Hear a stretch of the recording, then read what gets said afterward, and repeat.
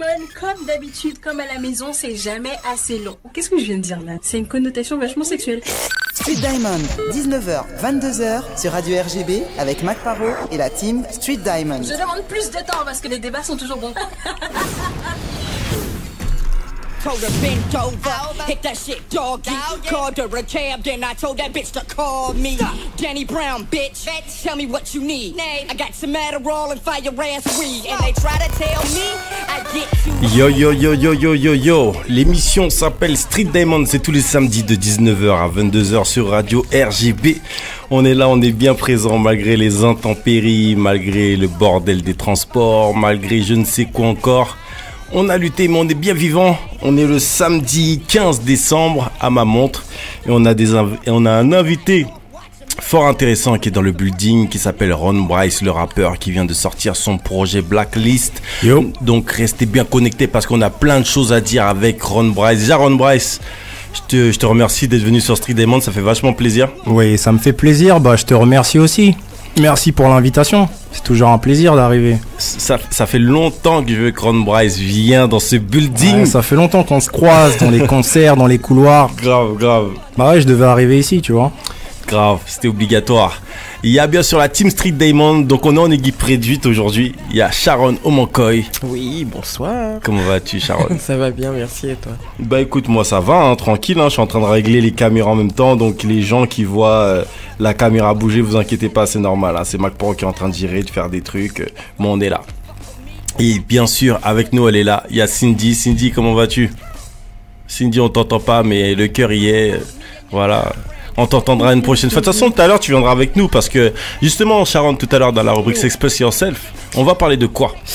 Aujourd'hui, dans la rubrique S'Express Yourself, on va parler de prévention. On va parler de santé sexuelle, prévention, VIH. Voilà, donc chose promise, chose due. À la suite du 1er décembre, on avait dit qu'on allait faire un gros focus sur la prévention. Donc, à tout à l'heure. Ça va être super sympa, ce focus sur la prévention. Je pense aussi que c'est hyper important. Donc on en parlera bien sûr. Et comme d'habitude, il y aura la rubrique Actu et Rumeurs. On a pas mal de choses à partager avec vous. On va pas partager plein de choses. Mais quand même, il y a 2-3 petites choses qui nous ont touchés. Donc voilà, il y a déjà... XLR qui dit Ron Bryce alias le nettoyeur, un rimeur à gage. Tout ça. Donc voilà, directement, il y a déjà des gens qui suivent, qui sont connectés. Je vous rappelle que vous êtes bien sur Street Diamond. Et on vous l'a dit, l'invité du jour, c'est Ron Bryce. Donc Ron Bryce qui nous présente Blacklist, son EP 8 titres. Mais Kanye West a dit qu'à partir de 7 titres, c'est des albums. Donc c'est un album et tant pis. Peu importe. Donc voilà, avec son nouveau projet Blacklist, le MC aux influences new-yorkaises vous invite à découvrir son style de vie entre musique et street workout après avoir collaboré avec DJ Stress ainsi que les Marseillais de Juice Music Beats. C'est le binôme comme il dit. Ouais, le binôme quoi. Auteur mais aussi compositeur qui se présente aux auditeurs, encensé par Akhenaton, Dayam ou encore Ali de 45 Scientifique. Voilà. C'est sous l'égide du label 12 Monkeys que ce projet vient heurter les bacs. Donc on a pas mal de choses à dire, mais par rapport à tout ça, il y avait une parole que j'avais bien aimée dans un de tes textes et tu avais dit 20 ans de rap et je suis toujours neuf comme un avant-centre. Ah ouais, dans l'axe. C'est dans l'axe mon gars. Voilà, ça résume un peu tout quoi. Grave, moi j'ai aussi une autre chose qui pourrait résumer ton début et ta manière aussi d'évoluer dans le rap, parce que tout le monde ne te connaît pas forcément, mais comme tu es un lyriciste, tu te décris des fois, et l'une des descriptions de Ron Bryce, quoi de meilleur que d'être introduit par soi-même. Donc voilà l'introduction de Ron Bryce par Ron Bryce. Yeah. Wow. Oulala.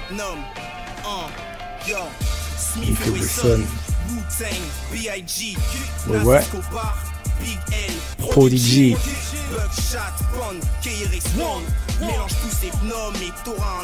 Comme Ron. Ouais. Trop back mon gars. Donc voilà, le gars s'est introduit. Donc là, tu nous as... back. Voilà, là tu nous as... Reality tape. Tu t'es introduit toi-même. Voilà, c'est ça, une manière de déjà parler de mes influences et de dire tout ce qui me décrit. Donc, voilà. Tu l'as dit, Prodigy, B.I.G., Raekwon, Nas. Voilà, beaucoup de ces influences-là, beaucoup de cette époque. Vu que c'est à cette époque-là que j'ai commencé, c'était les types qui faisaient la bonne musique en ce temps-là. Voilà, c'était les références de ce moment. D'ailleurs, tu en parles hein, dans un des morceaux, je crois que c'est dans le morceau 30 ans où tu parles de justement... Cuban Links. De Cuban Links. Voilà, on est arrivé en 95. Il y a la bande originale de La Haine. Voilà, il y a la bande originale de La Haine. C'est à l'époque où... qu'est-ce qui fait marcher les sages aussi. Il y a Conçu pour durer. Voilà, c'est toute cette époque-là. C'était une très très grosse année. Toute cette époque, voilà, c'est l'époque où j'ai vraiment commencé à écrire. Voilà, 1995, donc... Moi, je kiffe ce morceau 30 ans. On en parlait vite fait. D'ailleurs, ceux qui aiment les freestyles, il faut pas rater le freestyle. Pas rater les lives. Justement, tu parles de ce garçon qui grandit très vite sans père, au quotidien, en tout cas dans le foyer, et qui est biberonné au Club Dorothée, et les changements, le traumatisme à l'époque de Only for Cuban Links. Donc pour ceux qui connaissent pas, c'est Raekwon, un des membres de Wu-Tang, un gros album classique de cette époque. Une gifle, donc tu as dit toutes les gifles de cette époque. Donc après très vite est arrivé l'époque, on est après la post-adolescence, hein. Il y a l'ego, et qui dit l'ego dit la sape qui va avec, qui dit la sape qui va avec, dit la recherche de l'argent. Il faut être opérationnel, voilà, tout ça c'est un peu un parcours classique que je raconte avec ma vision. Toutes ces choses sont liées, tu vois, quand tu grandis, tu commences à vouloir plaire, à vouloir avoir ta place dans une société, dans un groupe. Tu vois, avec tous les codes qui vont avec, ça veut dire avoir les sapes, avoir une bonne réputation, pouvoir plaire aux filles. Et il y a tout ça qui se mélange avec le fait d'avoir soit les moyens ou de ne pas les avoir et de faire certaines choses pour pouvoir se mettre dans l'axe aussi. Voilà, c'est tout ça qui arrive. Alors, il y a tout ça dans le morceau. Il y a un truc qui est particulier sur ce projet Blacklist de Ron Bryce, c'est que moi, je m'attendais pas à ça parce que je t'ai vu justement... travailler avec tant de beatmakers qui défoncent tout, DJ Stretch, les Marseillais de Just Music Beats, et tant d'autres encore. Ouais, il y a les Fly Stanza, Ouzwan, plein de beatmakers encore. Donc qu'est-ce qui a fait que là t'as dit hey, les gars, là c'est mon heure, c'est moi, je vais travailler, je veux du 100% moi.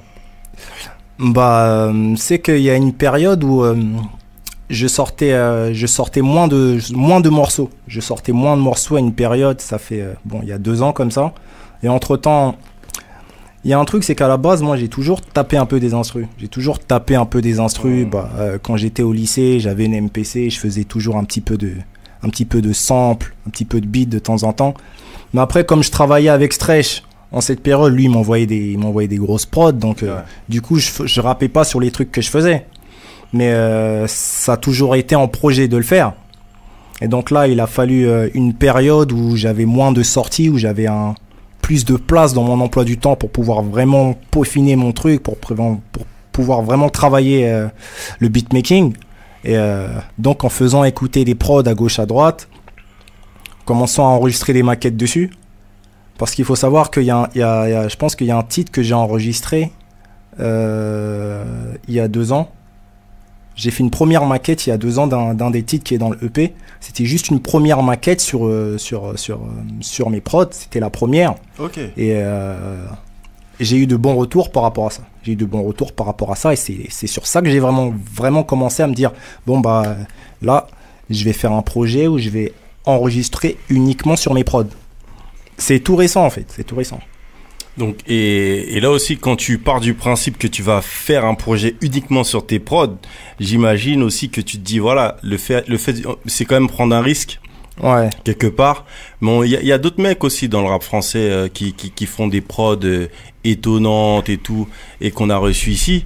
Mais justement, moi, le truc que j'ai trouvé intéressant par rapport à ça, c'est que ça vaut le coup, quoi. Parce que on peut se dire, voilà, déjà, t'es bien entouré, donc forcément, ton équipe, si ça partait en vrille, t'aurais dit, mon gars, je te kiffe bien, t'as vu, ça part en vrille. Mais là, du coup, t'as ce côté où tu ramènes en plus pas mal de mélodies, et elles sont très, tout à l'heure, je vais vous faire écouter, là, il y a des morceaux, on va en parler un peu plus un peu plus de plus près. On va rentrer dans le corps de ces instrus.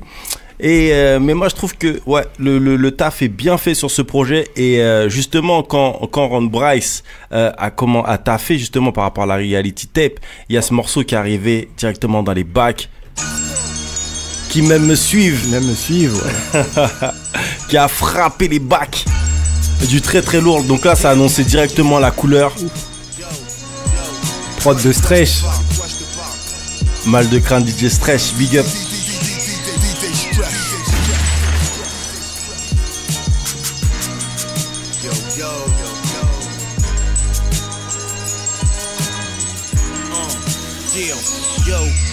Si je marche seul, c'est qu'autour de moi, peu de gens sont fiables. Des gueules d'anges avec des auras de diable. Ceux qui ont la bouche pleine de serments et de promesses trahissent pour des fesses ou alors pour une poignée d'espèces. Et moi, il y avait un autre morceau qui m'avait traumatisé de ouf à l'époque. C'était ce morceau-là. Oui, toujours Stretch. Du gros Stretch. Bête noire. Ron Bryce, DJ Stretch à la prod.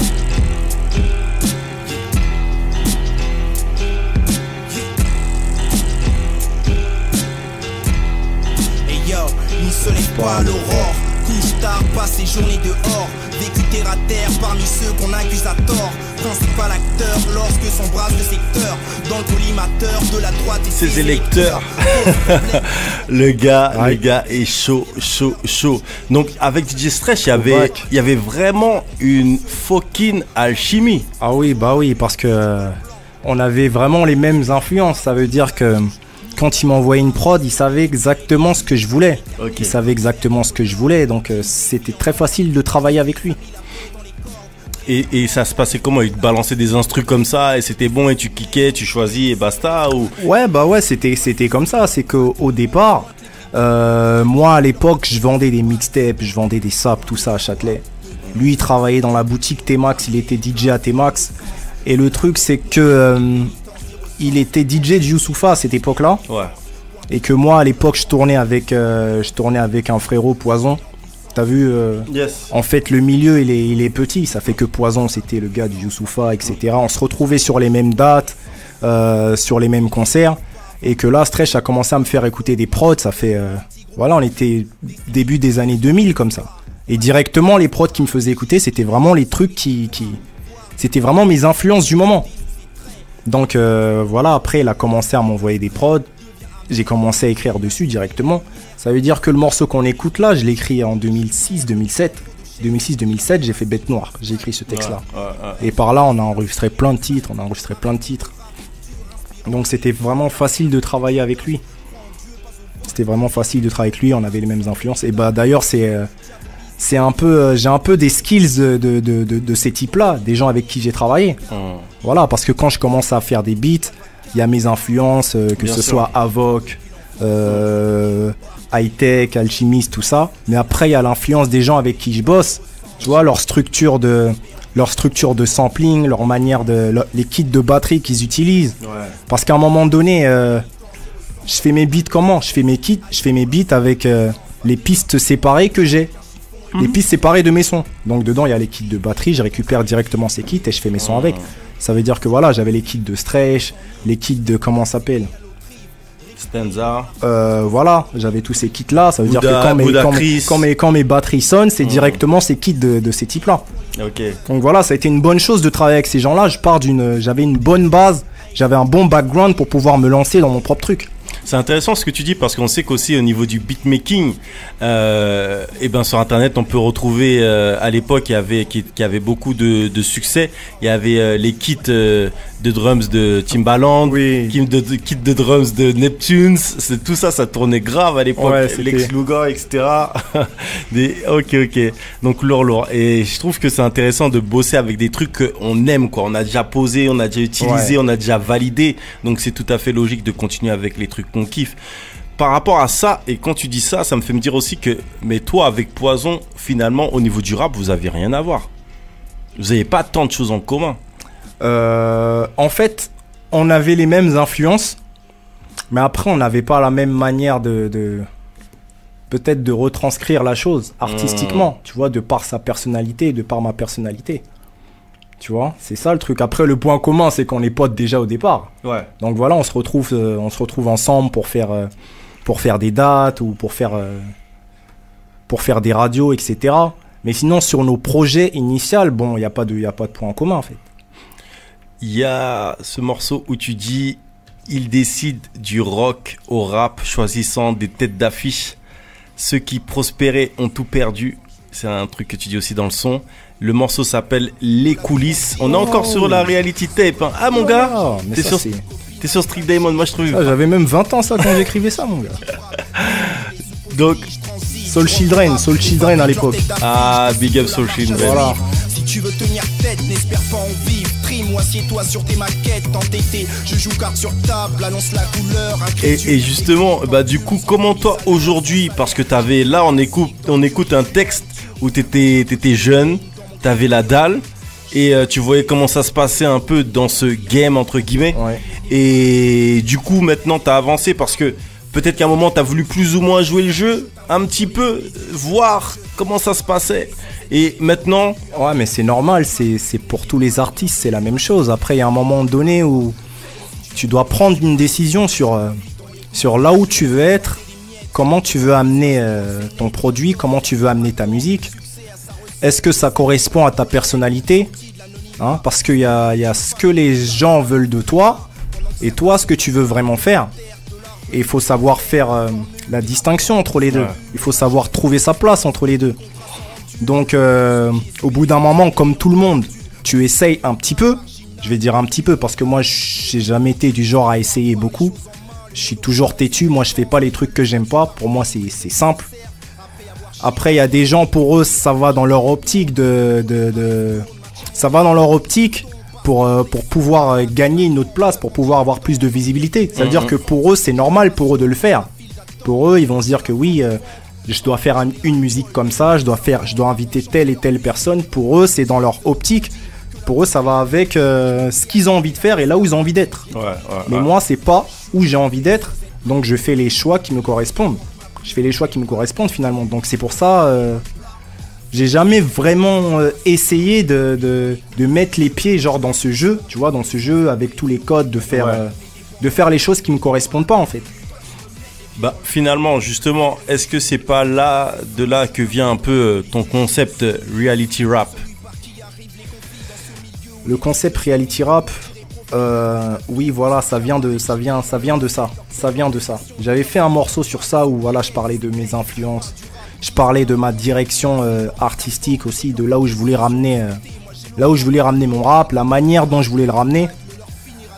Voilà, j'ai beaucoup fait de morceaux comme ça à cette époque-là. Bah, c'est pour ça que d'ailleurs aujourd'hui, quand j'ai fait mon projet Blacklist, même si c'est des choses que je pense toujours, que je sais toujours, j'essaie de mettre ça outre.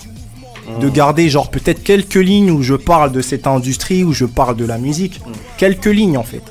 Sinon pour moi, aujourd'hui quand j'ai fait ce projet, voilà, on a un tas de choses à aborder, on a un tas de thèmes à aborder.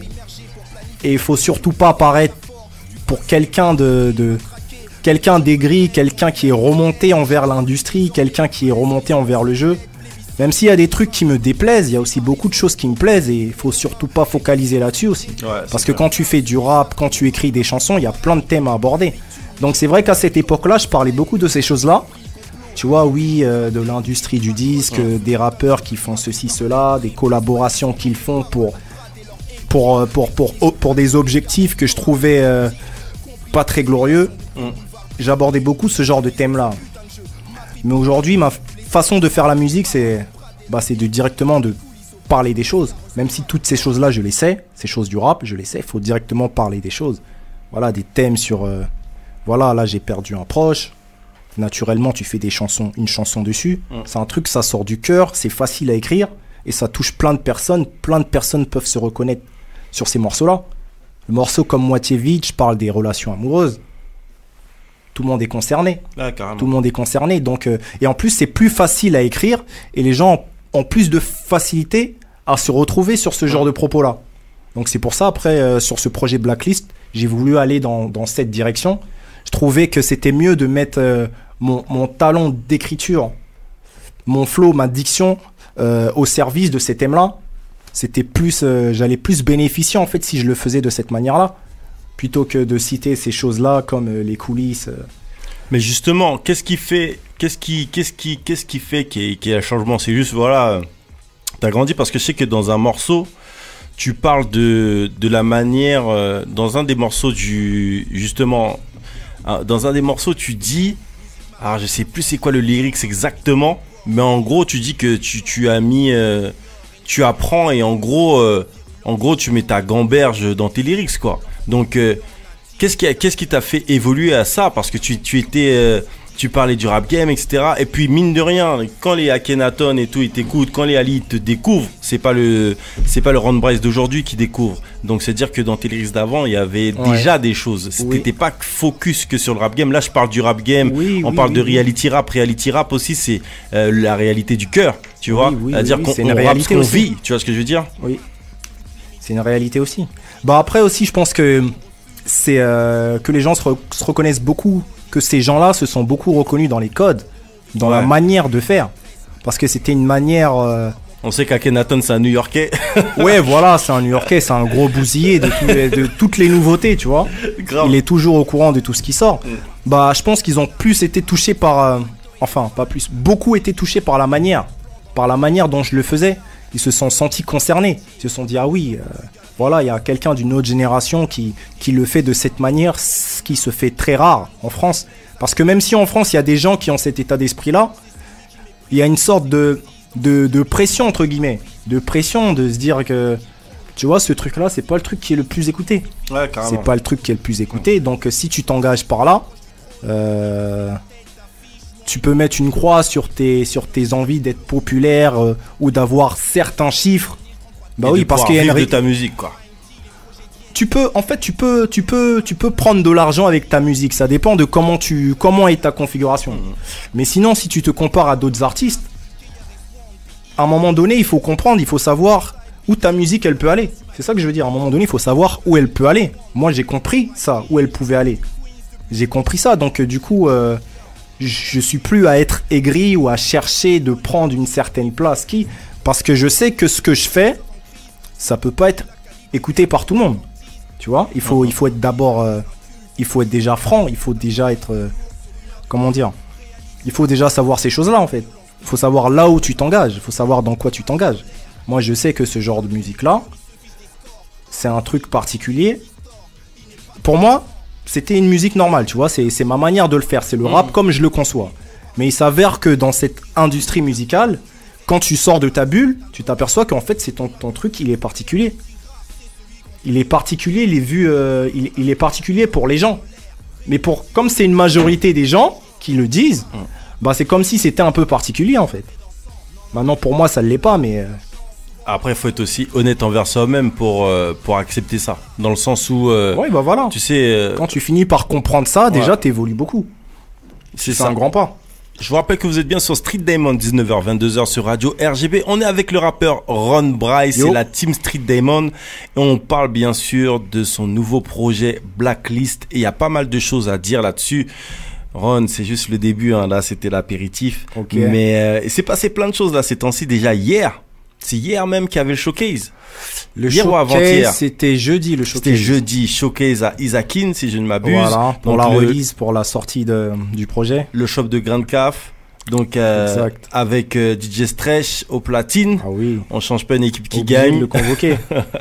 Avec Ali qui appuiera aussi, qui a soutenu.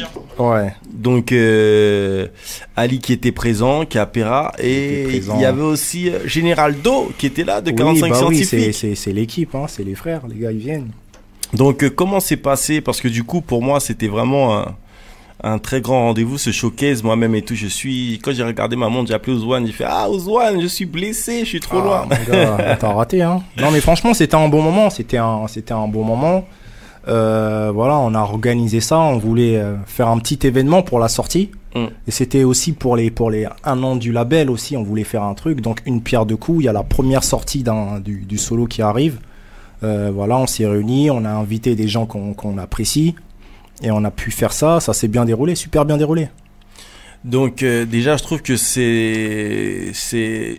moi, je trouve c'est intéressant parce que c'est jouer le jeu déjà. C'est-à-dire qu'il y a le projet qui sort, il y a une release party, et il y a aussi la vidéo, le mini-doc que vous avez sorti. Oui, le mini-doc, ouais. Et moi, je trouve que ça, c'est vraiment jouer le jeu. Tu vois, Ouais. c'est pas parce qu'on est indé qu'on doit partir du principe, ouais, on est indé, laisse tomber, tu vois, on fait le truc à Non, mais l'arrache. un dé, c'est quoi? C'est juste, j'ai envie de te dire, c'est juste une différence c'est juste une différence de moyens aussi. Au-delà peut-être d'un autre état d'esprit, c'est surtout ça, la différence de moyens. Et maintenant, les moyens, nous, à notre stade, pour ce qu'on a envie de faire, on peut se les donner. Exactement. C'est-à-dire, regarde, la vidéo, Madame m'a shooté, le montage a été fait.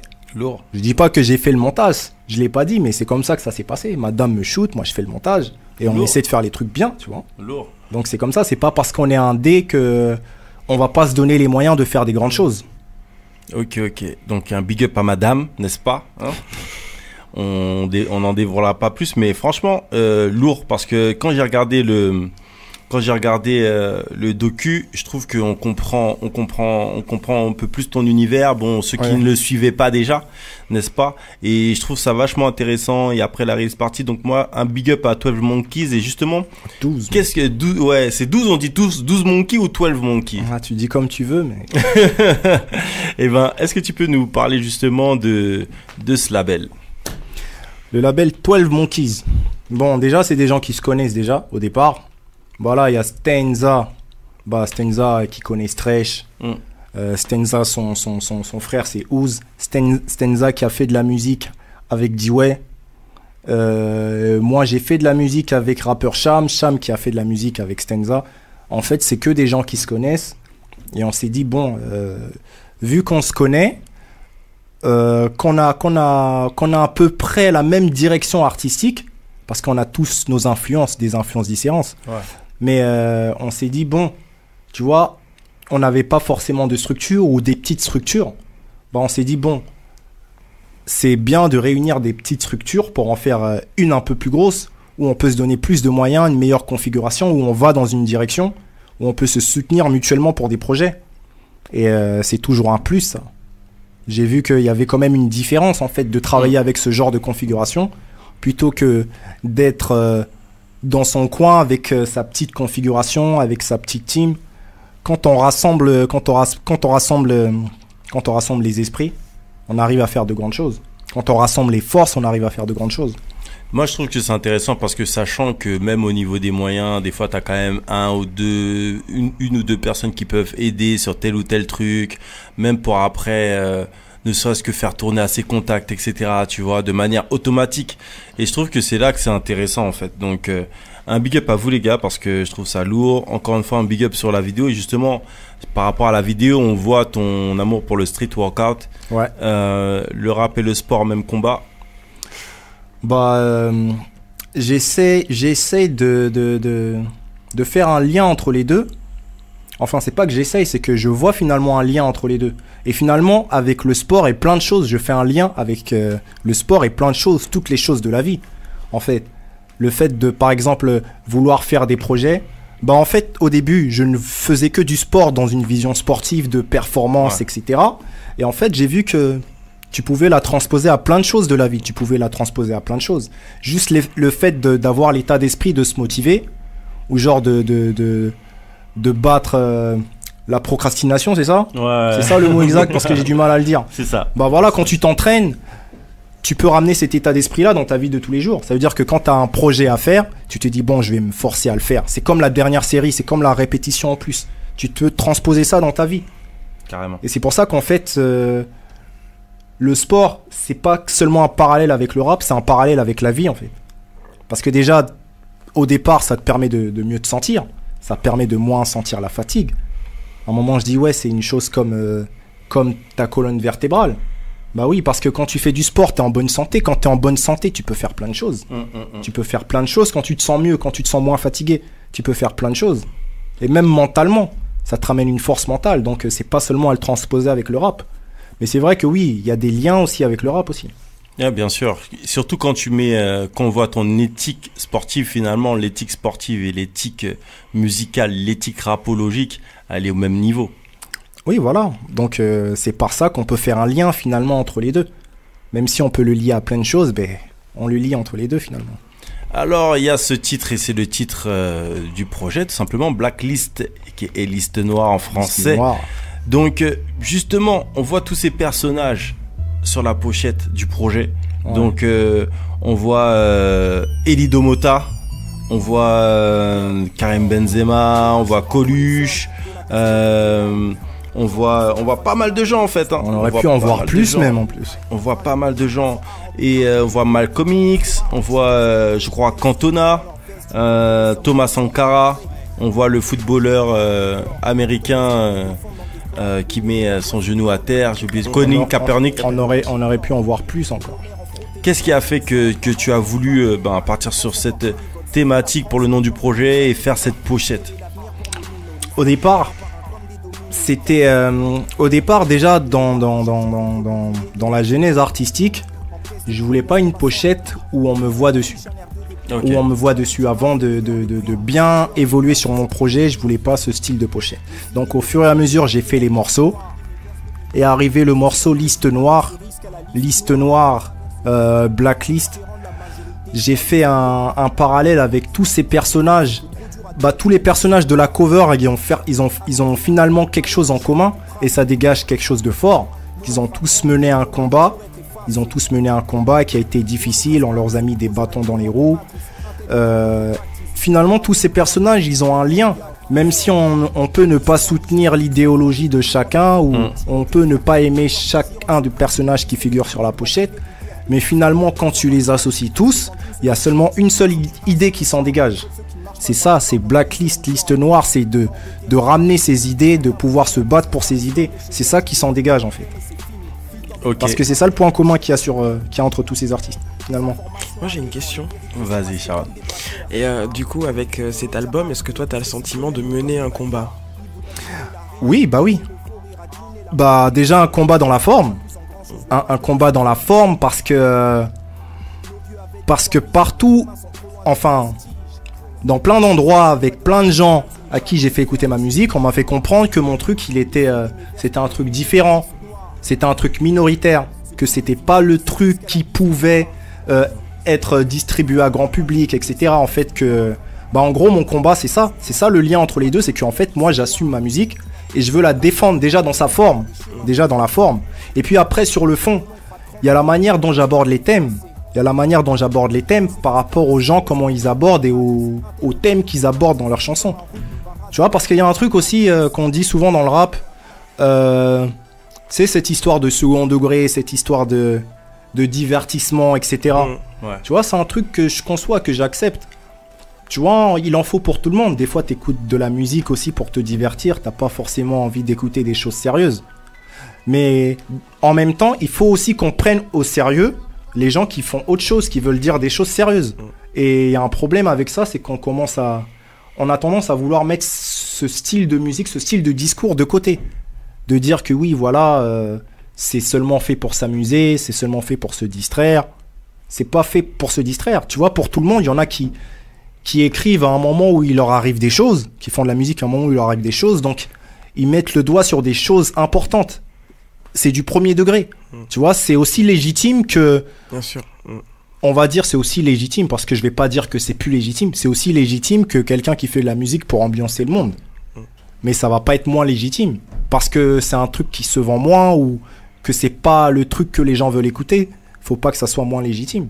Donc voilà, aussi c'est un double combat entre le fond et la forme. De vouloir aller dans cette voie-là, c'est un double combat en même temps. Et c'est ça qui fait le parallèle avec les personnages qui sont sur la pochette. Dans le morceau Circonscription, tu dis « En vieux briscard, je réconcilie le hip-hop et le rap à la même table. » Et finalement, quand tu viens de dire ce que tu dis, moi, ça me fait la sensation de me dire que, ouais, tu vois, en fait, au niveau du rap, déjà, il y en a pour tous. Oui, il y en a pour tous. Et aujourd'hui, le rap, parce que déjà, il y a une première époque, mine de rien, nous, à l'époque, quand le rap éclot, en fait, il n'y a pas d'underground. Ça n'existe pas. Il n'y a ni underground, ni mainstream. Tu fais du rap. Et pendant longtemps, ça a continué comme ça. Et il y a un moment, il y a un schisme. Tu commences à le voir arriver, je sais pas si c'est en 85, en 96, en 86 ou quand, mais à un moment, il y a un schisme qui commence à venir. Et à un moment donné, hop, il y a des gens qui font plus du mainstream et il y a des gens qui sont dans l'underground. Et justement, certains pour eux, ça démarre à partir de l'époque Raucus. Et d'ailleurs, Raucus, c'est marrant parce que l'époque où ils veulent sortir, entre guillemets, de leur face underground alors qu'ils avaient un succès de ouf, et ben, ils commencent à sortir de l'argent, ils commencent à signer n'importe comment et faire n'importe quoi, et ils commencent à faire les mêmes erreurs que les majors, sauf que eux sont indés. Donc ils se cassent la bouche direct, en fait. Tu vois, en sachant qu'en plus, c'est pas des gars de la street, tu vois, les leaders même de Raucus, tu vois, les leaders du label. Et finalement, en fait, dans le rap, je pense que c'est important de dire qu'il y en a pour tous. C'est ce qui est intéressant aussi, tu vois. Aujourd'hui, les gens qui vont écouter comment il s'appelle encore, le rappeur qui a du succès, là, Clair de Peau, qui est signé avec la bande à Jay-Z et tout, mais comment il s'appelle, il a pas mal de succès. Ah, j'ai oublié son nom. Bref, un mec qui est plus un storyteller ou qui, tu vois, il va quand il paiera J. Cole. Okay. Tu vois, un rappeur comme J. Cole, tu vas pas le faire écouter à des mecs qui écoutent Migos. Tu vois ce que je veux dire? Ouais, mais quoique ça peut aller ensemble, hein. Mais je veux dire, tu vois, maintenant il y en a vraiment pour tous les goûts. Ouais, voilà, c'est surtout ça, c'est qu'il y en a pour tous les goûts, il y en a pour toutes les humeurs. C'est ça qui est cool. Mais après, le truc, c'est que c'est en termes d'appréciation et c'est en termes de classification. Tu vois, il faut pas cracher sur l'un parce que l'autre est plus mis en valeur et plus diffusé. C'est surtout ça. Grave. Et c'est justement ça par rapport au jugement artistique, c'est là où c'est intéressant parce que finalement, les moyens avoir plus de moyens ne veut pas dire avoir plus de talent. Et ça, on le sait pertinemment en faisant cette émission depuis un bail maintenant. Et justement, vous savez quoi? Moi, j'ai envie de vous faire écouter un petit peu de talent. Donc, on va se faire plaisir. On va écouter ce morceau. Le titre s'appelle Liste Noire. Vous êtes bien sur Street Diamond, 19h, 22h sur Radio RGB. Et on écoute ce morceau de Ron Bryce.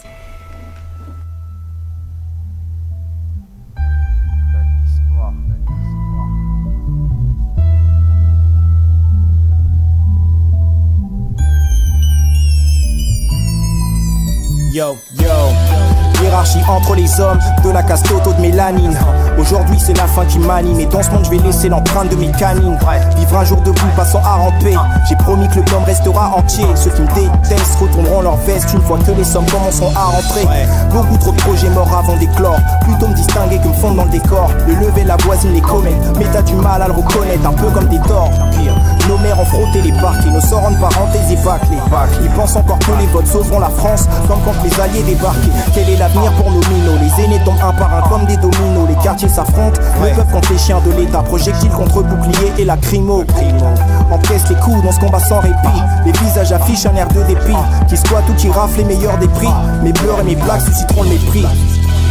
Mes idées, mes vers peuvent me coûter la liste noire. Ceux qui défient l'averse risquent à la liste noire. Différent de la majorité, c'est la liste noire. Subverse, il faut trop dur à dompter la...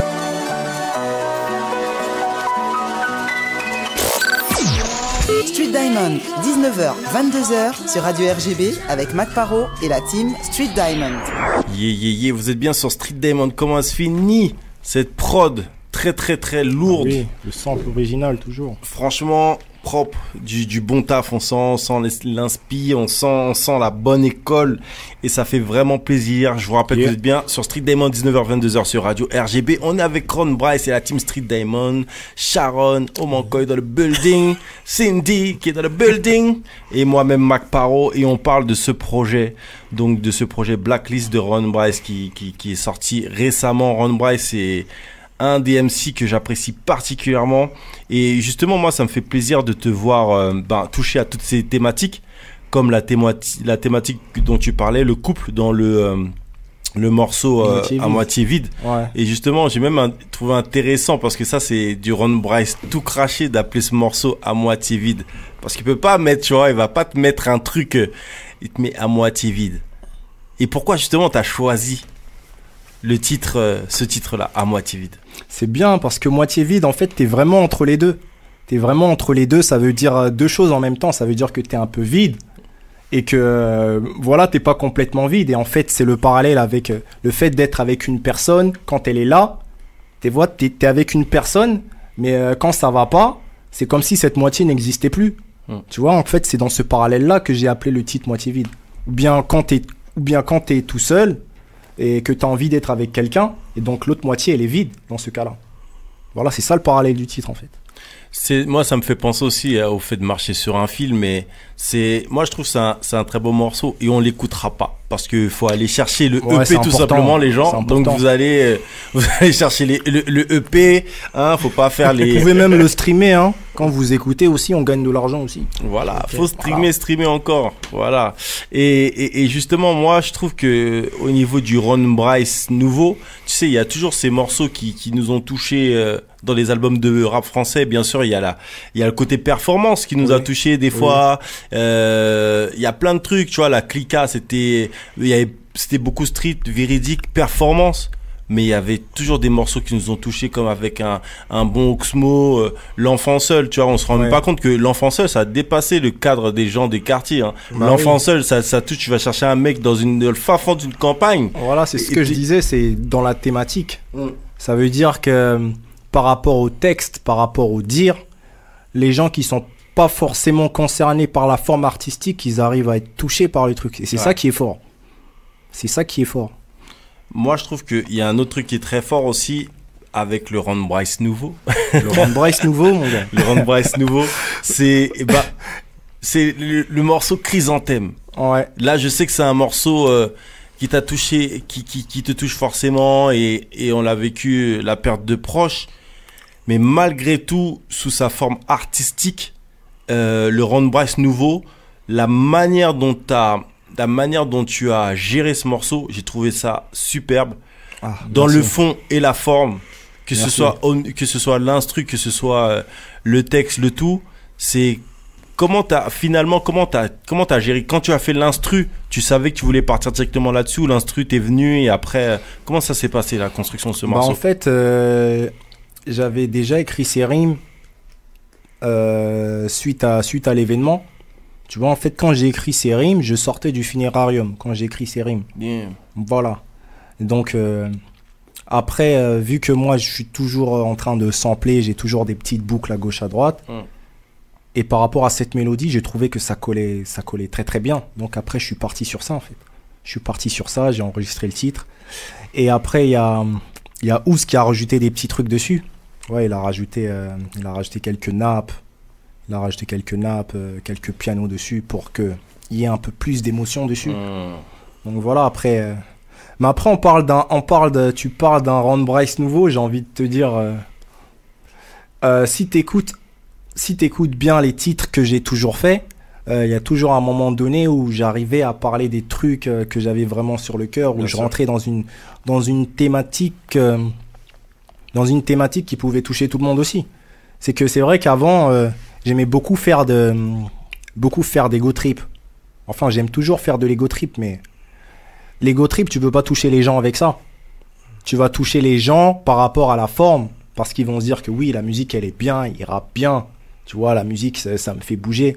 Mais quand tu veux toucher la personne, c'est plus facile de le faire avec un discours que tu as sur le cœur. Si moi, je viens, je te parle avec le cœur.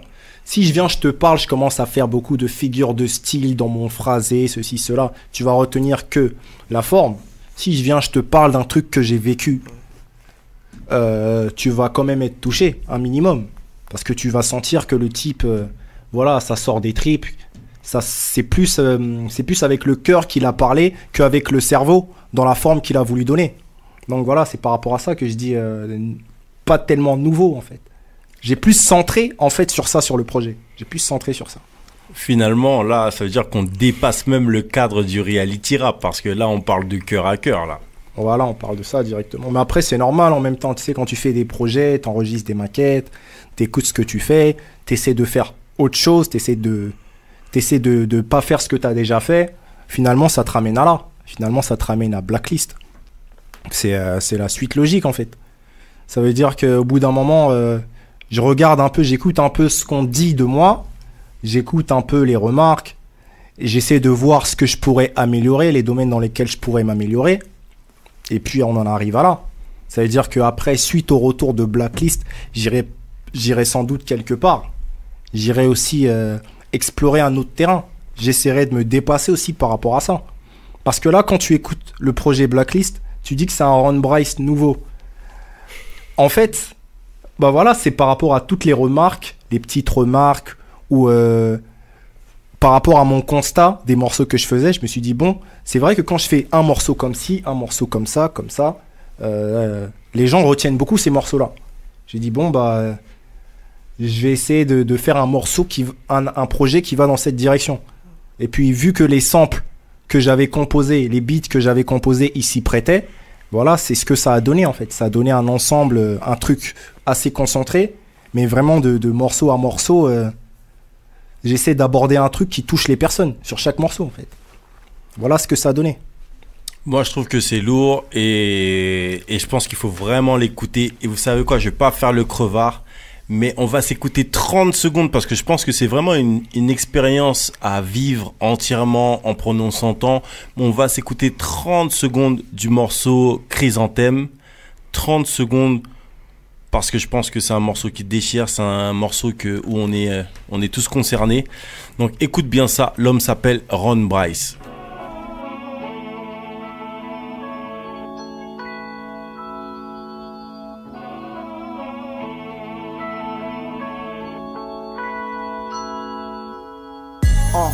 Destiné à être privé de ses aides chères et perdre le duel si t'as la mort pour adversaire. Si ce n'est pas pour abréger de longs et douloureux supplices, imprévu je la vois comme une mauvaise surprise. Maudit soit le jour où cette nouvelle effroyable est tombée. Le sablier s'est stoppé, l'impression de tout voir s'effondrer. Le sol sous mes pieds s'est dérobé, du mal à croire que c'était prédit. L'histoire a subitement pris fin ce jeudi. Comment tourner la page sans dormir avec ce chagrin qui borde, se faire à l'idée que même les plus forts partent par la petite porte, nous laisse comme orphelins dans un deuil à affronter. Au bas d'une pente, avec une côte escarpée à remonter, tu peux faire le choix de renoncer ou de résister quand les mots te dessinent. Les yeux vers les cieux, j'essaie de percevoir tes signes. Ton nom gravé sur le marbre, faudrait que je m'y adapte. Je t'adresse ces barres, verse une larme de liqueur sur l'asphalte. Street Diamond, 19h, 22h sur Radio RGB avec Mac Paro et la team Street Diamond. Bon, j'avais dit 30 secondes, mais le morceau est trop lourd. Je pouvais pas. Je pouvais pas. Le morceau il est vachement lourd. Et donc voilà. Donc je vous invite vraiment à vous diriger directement sur toutes les plateformes de téléchargement et d'aller chercher ce projet, un Blacklist de Ron Bryce, R-O-N-B-R-I-C-E, tout simplement. Vous tapez Ron Bryce et vous allez découvrir un projet très très lourd, un projet tout simplement que nous on valide parce qu'on suit Ron Bryce depuis un moment. C'est un artiste qui nous a déjà, pour commencer, toujours fait plaisir. Et que même là je blague et tout, je parle de Ron Bryce nouveau, forcément on a déjà entendu de Ron Bryce de plein de manières différentes, mais là vraiment je trouve que l'évolution elle est cool et moi ce que je demande à chaque fois avec les artistes c'est d'être surpris. Donc pour le coup le voir à la prod et au rap ça m'a surpris, entendre le projet ça m'a surpris et je pense que autant qu'auditeur c'est ce qu'on demande parce que justement quand on écoute certaines choses, certaines radios, certaines productions, eh ben on est plus surpris des fois et trop souvent. Et donc moi ce que je demande c'est d'être surpris tout simplement et j'ai réussi à être surpris par ce projet. Ah bah ça fait plaisir. Donc un big up à toi Ron Bryce parce que tu mérites, ça fait longtemps que tu es là, ça fait longtemps que tu taffes et je pense que tu mérites voilà d'être encore plus connu. Donc un big up à toi pour ton taf sur ce projet. Merci. Tout simplement. Bravo. Merci beaucoup. Et tu sais que toi-même tu connais l'émission Street Diamond, il y a un moment qu'on aime particulièrement, n'est-ce pas? Ah bon? C'est un moment où il y a des gens qui prennent le micro, qui s'expriment, et qu'on a des lyricistes kickers, qu'on a des gens qui ont du son à la place du sang. On est forcément obligé de partir en freestyle. Ok. Donc, on a deux instrus. Tu veux que je balance lequel en premier? Voilà, c'est des titres du projet. Ah. C'est ça? Ouais, c'est ça. Je vais faire 30 ans. On va commencer par 30 ans. Donc, c'est un morceau que j'ai pas passé exprès, mais voilà, un morceau bien. Qui est très gardé lourd. Pour le live comme ça. Vous êtes bien sur Street Diamond, 19h, 22h sur Radio RGB. On est avec Ron Bryce. Écoute bien ça. Street Diamond, 19h, 22h sur Radio RGB avec Mac Paro et la team Street Diamond. Yeah, yeah. Hein, pour toute ma génération 80, mon pote.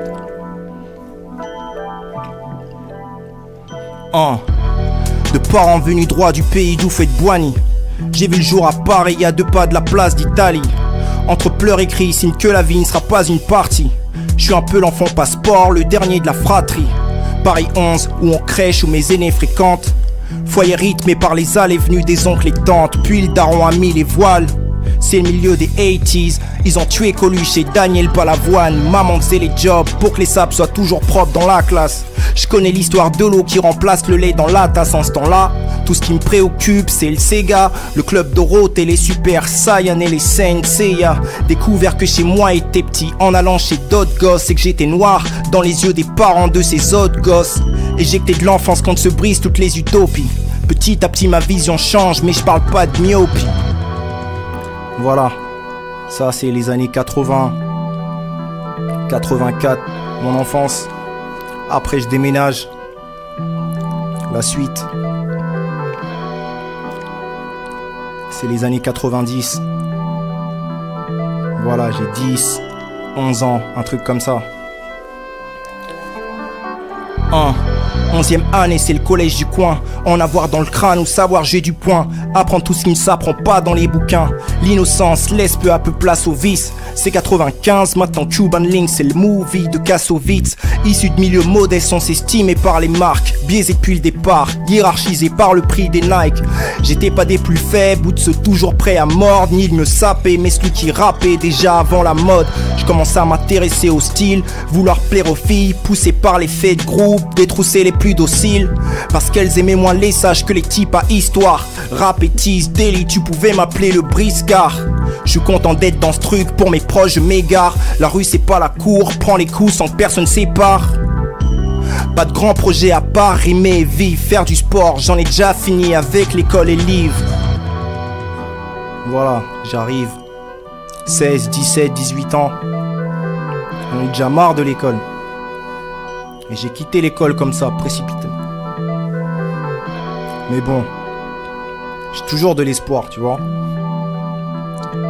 Là on rentre dans les années 2000, 2005, comme ça. J'ai la vingtaine, maintenant je vise à vivre du rap. Glisse avec les filles depuis que j'ai pris de l'assise et du gap. Mais concrètement je suis dans le brouillard. On me dit d'arrêter de rêver. Bien plus de lignes sur mes cahiers de face que sur mes CV. Profondément dans ma débrouille. Je fais ce qu'il faut, on verra après. Des trucs risqués aux ventes de sap et de mixtape à Châtelet. L'argent devient une urgence. Faut que je trouve un tas d'idées que j'assure, car maman commence à fatiguer. Je me demande si mes plus belles années ne sont pas déjà passées. Un petit ange qui a flanché, j'espère tout de même être gracié. Si on m'avait dit qu'en grandissant j'allais voir se fermer des portes, que tout serait dur, que j'enterrais des potes.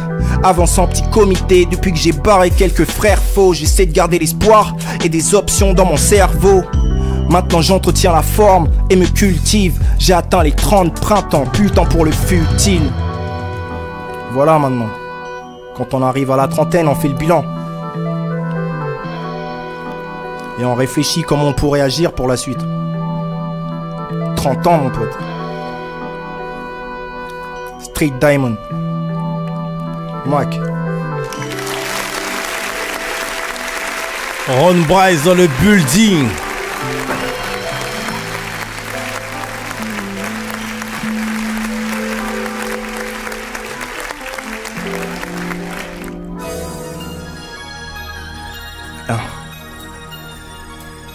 Ouais.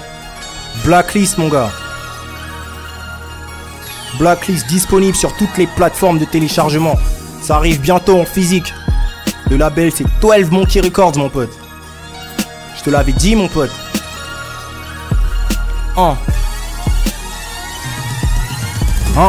Sous la grisaille à rêver de rayons de soleil et d'être large avant que ce cauchemar ne vienne abréger ton sommeil.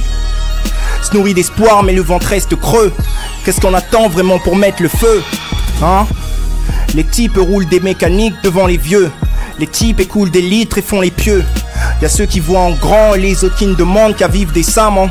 Ne pas partir sans rien avoir à léguer sur le testament. Les soucis te font froncer les sourcils. Vis au jour le jour car demain c'est loin comme disaient Chou et Chill. Tout sous tension et c'est le drame lorsque quelqu'un cède. C'est sombre, prie pour que l'avenir s'éclaircisse comme un Z. Même de bons élèves finissent précaires. Que les élus se touchent ou se douchent avec mes glaires. drogue et alcool pour s'évader jusqu'à sombrer dans la dépendance. Merde, je flippe pour ma descendance. L'atmosphère est irrespirable, on suffoque. Faut un dos large pour tout ce qu'on supporte. Ne pas se défiler, montrer que t'en as sous le froc. Ça te laisse sous le choc, ce qui fait un homme, surtout pas l'âge ou le bloc. Prends note, l'atmosphère est irrespirable, on suffoque. Faut un dos large pour tout ce qu'on supporte. Ne pas se défiler, montrer que t'en as sous le froc. Ça te laisse sous le choc, ce qui fait un homme, surtout pas l'âge ou le bloc. L'escalade du mal ne connaît pas de frein. J'espérais être encore debout à la fin. Faut rester en position de force. Les ennemis sont proches, si bien qu'ils pourraient même reconnaître ton parfum. Atteindre la trentaine, aigri et ridé. Les filles ont la sexualité débridée. Les petits déjà habitués au CJD. Pour des billets ne manque plus d'idées, plus de pitié. Regarde le nombre d'homicides non élucidés. Bien éduqués mais le contexte rend dépravé. Peu d'enquêtes pour des morts suspectes en GAV. Les mères ont la gueule nouée. Pour ne pas couler, certains saisissent la religion comme bouée. L'avenir ne laisse rien de bon à présager. Mais j'essaie de voir les choses du bon côté, comme celui qui a le pistolet chargé. Profond quand j'écris ce titre, prends ces mots, médite. Dessus je me tire, la messe est dite. L'atmosphère est irrespirable, on suffoque. Faut un dos large pour tout ce qu'on supporte. Ne pas se défiler, montrer que t'en as sous le froc. Ça te laisse sous le choc, ce qui fait un homme, surtout pas l'âge ou le bloc. Prends note, l'atmosphère est irrespirable, on suffoque. Je te l'ai dit mon pote, en live de Street Diamond. C'est comme ça qu'on fait. Radio RGB mon pote, 99.2 mon pote, on te l'a dit. Blacklist. L'homme s'appelle Ron Bryce. Et c'est du lourd. Les instrus c'est de lui hein. Voilà. Merci. Le mec il fait tout hein. Salade, tomate, oignon, sauce supplément fromage, tout ça. On va parler de Bokit parce qu'on préfère les bails de Bokit nous hein. Mais voilà, le mec fait tout, c'est vraiment un projet où le mec voilà, il est à la base de tout sur ce projet. Je trouve aussi c'est intéressant parce que c'est pas facile de faire un projet comme ça où on fait tout. En plus tu nous as dit que t'es derrière encore les trucs de vidéo, de promo, etc. J'ai mixé mon gars, le projet est mixé par Ron. Oh là là là là, le mec il fait vraiment tout et justement je trouve que encore une fois en plus c'est pas facile parce que même se réécouter encore sur un projet c'est pas facile d'avoir le recul et même si je sais que et tu vois t'as dit que Ouzouane est intervenu sur le morceau Chrysanthème et Liste Noire aussi et bah tu vois je trouve que c'est intéressant parce que c'est là aussi on va plus loin parce que du coup de temps en temps quand on a surtout les rappeurs qui commencent souvent à faire des instrus c'est parce que ils en ont un peu, ils galèrent avec les beatmakers et ils se disent bon bah vas-y moi je vais faire mes instruments moi-même. Mais toi t'as pas de galère avec les beatmakers. Tu voulais justement voilà avoir ta couleur, chercher des choses et je trouve que là où c'est intéressant quand on fait ce travail-là, et ben c'est s'allier avec des autres personnes, de se dire ok et tout lui il peut me ramener ci ou ça. Ça paye directement, ça paye directement. T'écoutes Liste Noire, il y a Ouz qui rajoute une nappe sur le break.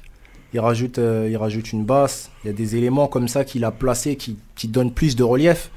Il est parti là où moi je serais pas allé. Et ça ramène un plus vraiment à ce morceau-là. Comme Chrysanthème, quand tu écoutes le morceau à la fin, il y a des petites mélodies comme ça qui interviennent. Parce que moi, j'aime bien les trucs basiques où je vais rajouter des petits morceaux de sample, des petits éléments comme ça, mais je suis pas trop du genre à composer beaucoup d'arrangements, beaucoup de pistes d'arrangements sur mes instrus. Tandis que Ouz, lui, c'est sa spécialité. C'est pour ça que des fois, faire appel à ces gens-là, qui savent manier, qui savent très bien faire des arrangements sur un morceau, c'est un plus. Donc, on va le dire encore une fois, un Blacklist. Allez-y, il est disponible sur toutes les plateformes de téléchargement. Donc, vous pouvez y aller ou même en streaming. Donc, vous pouvez aller sur Deezer, Spotify, etc., iTunes.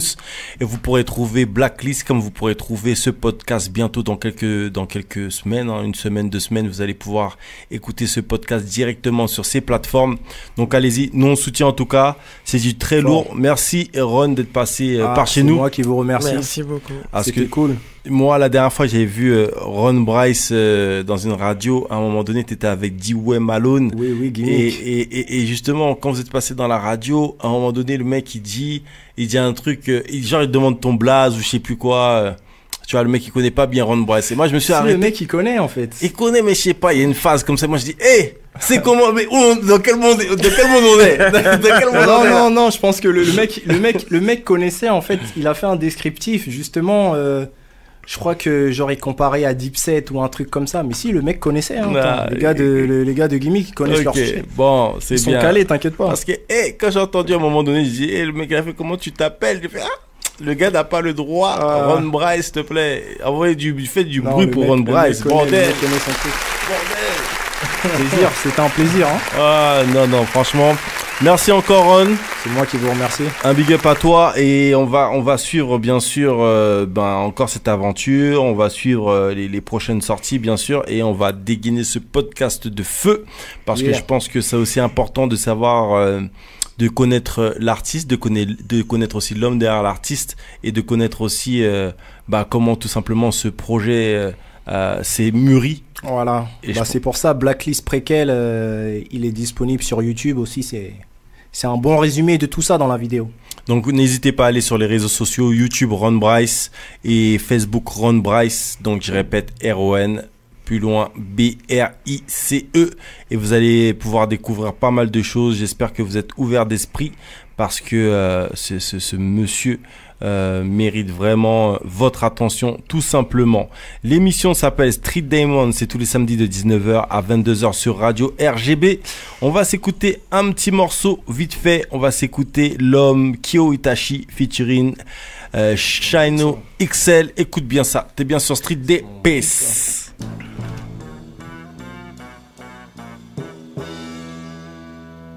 You're fucking with the wrong one. Just step to the side.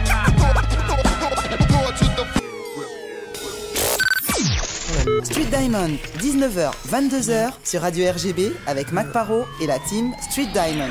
Yeah. Vous êtes bien sur Street Diamond, 19h, 22h sur Radio RGB. Et justement, j'ai envoyé un gros big up à Kyo Itachi, n'est-ce pas?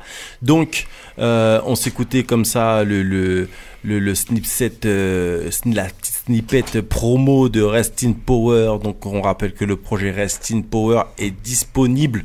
Donc allez-y, téléchargez-le, écoutez-le, streamez-le. Je sais pas si on peut le streamer, mais en tout cas on peut se faire plaisir avec ce projet. Et je pense que c'est un projet très très lourd. Encore une fois, Kyo Itachi qui nous fait énormément plaisir. Vous pouvez aller sur Bandcamp, etc. de Kyo Itachi et vous allez découvrir pas mal de choses. Donc dans les actus et rumeurs, ça va être très rapide, je vais pas en faire beaucoup. Donc déjà la première chose qu'on peut se dire dans les actus et rumeurs, n'est-ce pas, c'est que il y a l'université du Ghana qui a enlevé la statue de Gandhi qui trônait dans l'université du Ghana justement par rapport à certains propos racistes qu'avait tenu Gandhi à l'époque et à l'heure d'internet maintenant tout se sait. Donc quand Gandhi a eu tel et tel propos à certaines époques, et ben tout simplement, forcément dans une université, c'est exactement les gens à même d'être au courant de ce genre de choses. Donc en tout cas, ils n'ont pas laissé passer et la statue, elle a été dégagée, tout simplement. Sinon, au Japon, donc on est en face d'un cas de discrimination majeur suite à une enquête gouvernementale justement au Japon. Donc on a découvert que l'école de médecine avait mis à jour des pratiques abusives de sélection à l'entrée de 10 établissements, dont 4 s'ingéniaient à exclure les femmes. Donc il faut savoir que en gros, il fallait, dans certains établissements, il fallait pas qu'il y ait plus de 40% de femmes. Et ils ont tous les genres d'excuses. Oui, les femmes, à partir d'un certain âge, elles font des enfants, elles se barrent, donc il n'y a pas moyen, il y a pas mal de... Sympa, pas mal de... Non mais vraiment. C'est sympa. Pas mal de trucs comme ça, c'est... Voilà quoi. Mais en tout cas, le gouvernement n'a pas laissé passer, ils sont saisis de cette affaire. Donc voilà. Sinon, que dire? Il y a pas mal d'actu, il y a pas mal de trucs. Il y a aussi des happy birthday, je suis obligé de le dire. Gal MC a eu son anniversaire le 13 décembre. Donc Gal MC, c'est le leader de Metal Sound System, groupe martiniquais qui a marqué l'histoire du reggae dancehall. Donc un gros big up à lui. Et justement... Il y a aussi King Calabash qui a fêté son anniversaire le 12 décembre. Donc, joyeux anniversaire à King Calabash du groupe Big Family. Il y a une histoire qui nous touche et vous touche forcément. C'est cette petite fille de 9 ans qui s'appelle Mackenzie Adams qu'on a retrouvée pendue chez elle. Donc, sa grand-mère qu'elle a retrouvée pendue et justement, elle se faisait embêter par ses camarades parce qu'elle avait un copain blanc. Donc, les camarades n'arrêtaient pas de se moquer d'elle en lui disant « Oui, regarde-toi, vas-y, pends-toi, t'es qu'une nègre, etc. » 3 petits points, ce genre d'insultes. Et donc, la petite qui est super mimi nous a quittés. Donc, elle avait 9 ans. Donc, voilà. Donc, une histoire triste pour encore des conneries. On sait que... Voilà, on se rend pas compte des fois ce qu'on dit aux enfants et je pense que c'est aussi important de faire attention à ça, à ce qu'on dit aux enfants et les enfants ne sont pas tendres entre eux. Il y a une histoire qui nous touche forcément, c'est l'histoire de Cyntoia Brown. Donc Cyntoia Brown, il faut savoir que c'est une jeune femme qui est condamnée à plus de 50 piges de prison et en fait ce qui s'est passé dans son histoire c'est qu'elle a tué une personne à laquelle elle avait été vendue entre guillemets parce que voilà elle servait d'objet sexuel, donc depuis très jeune elle servait d'objet sexuel et là je crois depuis l'âge de 14 ans 14 ou 16 ans elle est en prison, donc maintenant elle approche des 30 ans et en fait ce qui se passe dans cette histoire et c'est vraiment vraiment triste par rapport au système américain, c'est qu'elle a été jugée comme une adulte. Donc ils ont été sans pitié et le fait qu'elle ait tiré dans le dos alors que elle a profité d'un moment où le mec s'était assoupi et parce qu'elle n'avait pas confiance tout simplement et qu'elle était mineure et elle a tiré dans le dos du mec et elle a pris son portefeuille. Ils ont décidé de la juger comme une adulte et comme quoi c'était prémédité. Donc voilà, faut savoir qu'aujourd'hui cette jeune femme elle est diplômée de l'université de son état, donc elle a été diplômée en étant en prison. Elle vient d'une famille, il faut savoir que sa mère était une droguée, donc une droguée et une alcoolique, donc son enfance a toujours été très perturbée. Tout le personnel pénitentiaire n'arrête pas de dire que c'est justement une détenue exemplaire et elle est dans plusieurs programmes où justement elle aide d'autres détenus. Donc voilà, Cyntoia Brown, on est obligé de penser, d'envoyer une pensée pour elle. On a aussi une pensée pour l'un des fondateurs du Gong, donc Pierre Sainton. Le Gong, faut savoir que c'était justement une organisation, un groupe, le groupe d'organisation nationale de la Guadeloupe, donc c'est qui voulait l'indépendance ou plus d'autonomie en Guadeloupe. Donc c'est aussi une histoire qui est trop peu connue malheureusement aux Antilles, mais voilà, autant il y a le MIR encore en Martinique et il y a d'autres personnes en Guadeloupe qui continue tout simplement le combat, hein, n'est-ce pas? Donc voilà, un big shout out à toutes ces personnes. Sinon, que dire à part ça dans les actus et rumeurs, il y a Miss, la grande dame, la boss, Janet Jackson, qui va rentrer tout simplement au Rock'n'Roll Hall of Fame. Donc voilà, une nouvelle femme dans le Rock'n'Roll Hall of Fame. On sait que Run DMC était rentré dans le Rock'n'Roll Hall of Fame. Je crois qu'il y a eu Snoop aussi qui est rentré. Donc voilà, maintenant Janet Jackson. Donc je pense que c'est important encore une fois dans la musique. Je pense que c'est mérité. Largement mérité. Largement. Donc voilà pour les actus et rumeurs. Et pour terminer, on a une triste nouvelle. La mort de Nancy Wilson, une légende du jazz qui est détentrice de 3 Grammy Awards. Donc voilà, on a forcément une pensée pour elle qui a bien sûr mis une grosse empreinte sur cette musique jazz qui nous accompagne et qu'on joue sur Street Diamond, comme on joue plein d'autres styles de musique. Et pour terminer de chez terminer, il y a un mec qui a subi un cambriolage. Dis donc. Ce mec Et il s'est fait voler son ordinateur. Et lui, en fait, dans le cambriolage, il n'y a que son ordinateur qui l'intéresse. Et donc, il donne une prime de 20 000 € à qui lui ramène son ordinateur. Mais qui est ce mec? C'est Booba. Donc Booba On qui... se demande pourquoi il veut récupérer aussi vite son ordi. Bah parce que tu sais, souvent les ordinateurs dessus, il y a du son. Il suffit que le gars... Il y a plein de trucs suspects aussi. Il y a plein de trucs suspects aussi. Moi, je pense surtout aux suspects. Des trucs suspects dans les PC. Tu as des suspicions, Sylvie. Je sais pas. Donc voilà, si vous retrouvez le laptop de Booba, vous aurez 20 000 E. Donc, mais Non, par contre, moi je vous préviens. Moi, si la personne qui le trouve, elle doit négocier. 20 000, c'est pas assez. Moi, C'est clair. 50, C'est voire 100 clair. 000 même. En tout cas, si dis blague pas. Mais en tout cas, moi, la seule chose que je peux dire, si tu retrouves le laptop, ne fais pas le couillon. Viens pas comme ça avec ton Insta normal. T'arrives, t'envoies le message au mec et tout. On sait pas s'il y a. Je pense qu'il a été voir les CAF et les assurances avant. Tu vois ce que je veux dire. Donc, si tu fais le truc, ouais, je sais pas. Faut faire ça d'une certaine manière technique, mais faut pas que tu viennes avec ton compte habituel au calme. Tiens, j'ai ton ordi. Je pense pas que ça va bien se passer.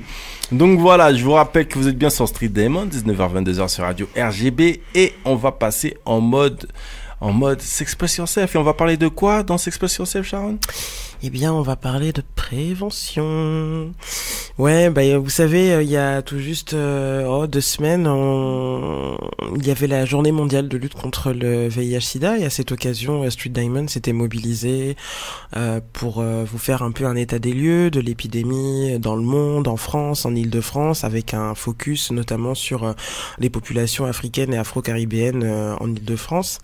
Donc voilà, aujourd'hui, l'idée c'était un peu de faire un point, on va dire, sur la prévention, parce qu'en fait, on parle souvent du VIH. Alors, je vous ai donné plein de chiffres, mais il y a aussi un enjeu qui est très important, c'est d'éradiquer évidemment l'épidémie, et surtout de se saisir aussi des outils de prévention qui existent aujourd'hui.